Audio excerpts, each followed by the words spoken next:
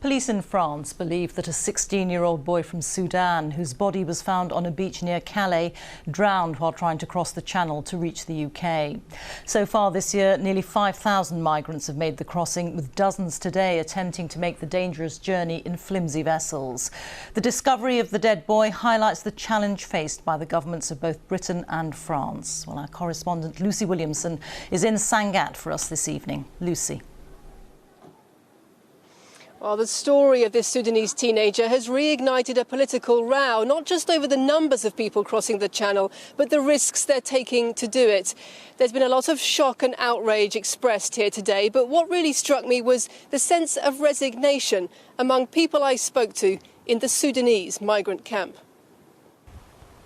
In the Sudanese camp in Calais today, everyone had heard of the boy from back home, found dead on a beach down the coast. No one was surprised that he tried to sail to the UK in a dinghy, nor even that he died. This is what life here is like, one said.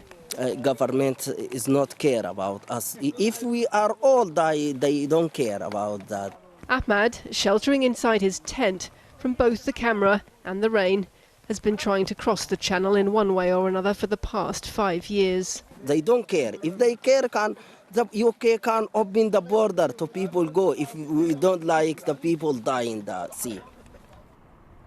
This is where the teenager's body was found this morning, hours after he'd set sail with another boy in a small inflatable boat.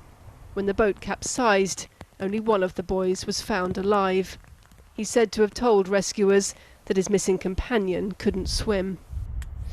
This crossing did not have the usual hallmarks of a smuggling network, more a desperate homemade attempt by two teenagers to cross on their own. But it will fuel a growing political row on both sides of the Channel about how to stop migration across this stretch of water and who's to blame when they can't. More than 1,200 people have crossed the Channel in small boats so far this month. These people arrived in Kent today. A local MP here in Calais said no amount of policing would stop migrants pursuing their dream, and accused the British of lacking even an ounce of humanity by not allowing people to claim asylum from outside the UK. The craft they are taking to are frankly not even fit to go out on a beach on a pleasure trip. These are tiny boats, they have sometimes no motor, they're using kayaks that they buy in sports shops. All kinds of desperate measures with which to make it to England.